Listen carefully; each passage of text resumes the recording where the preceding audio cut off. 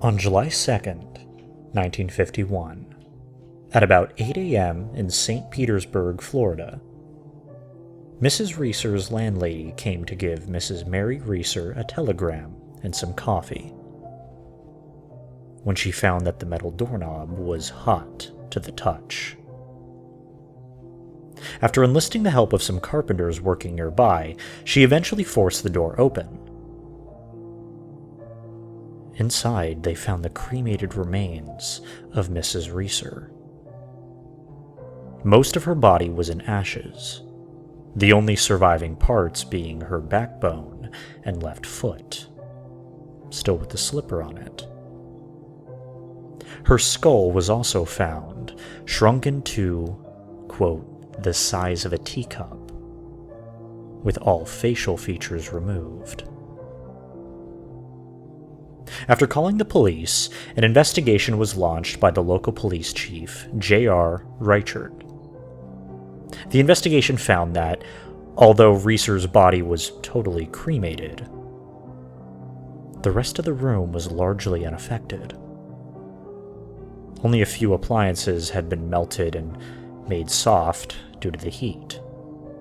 A socket had also melted, stopping a clock at 2:26 a.m. The police were baffled that a fire that caused so much damage to Mrs. Reeser, the temperature was estimated at 3,000 degrees Fahrenheit, could leave the rest of the house, indeed, much of the room, intact. During the investigation, Reichert sent FBI Director J. Edgar Hoover to take several items from the crime scene, including glass fragments found in the ashes, small charred pieces of teeth, some carpet, and the slipper. In response, Hoover sent a team of FBI investigators and physical anthropologist Wilton Krogman, as well as notifying President Harry S. Truman. After weeks of investigation, the FBI declared that Reeser had died due to the wick effect. As a known user of sleeping pills, they concluded that she had fallen asleep while smoking and set fire to her nightgown.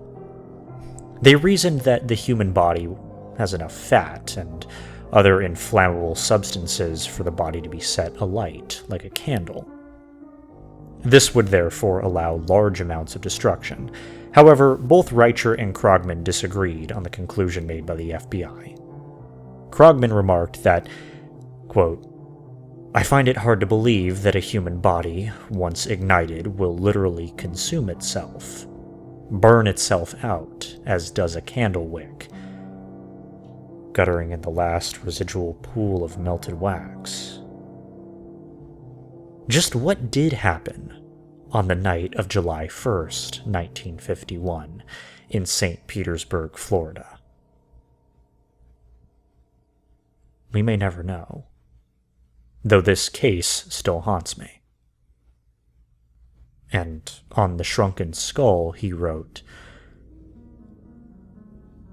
the head is not left complete in ordinary burning cases.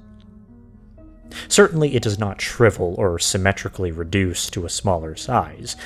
In presence of heat sufficient to destroy soft tissues, the skull would literally explode in many pieces. I have never known any exception to this rule. After finally concluding that, quote, I cannot conceive of such complete cremation without more burning of the apartment itself. In fact, the apartment and everything in it should have been consumed. I regard it as the most amazing thing I have ever seen. As I review it, the short hairs on my neck bristle with vague fear. Were I living in the Middle Ages, I'd mutter something about black magic. Krogman then put forward the idea that Reeser was murdered with crematorium equipment, but with no explanation for the melted appliances. We may never know who or what caused Mary Reeser to ignite in her armchair on July 2nd, 1951, at 2:26 a.m. Whether you believe in the paranormal or in spontaneous human combustion, the case does tell us this. Perhaps truth can be stranger than fiction.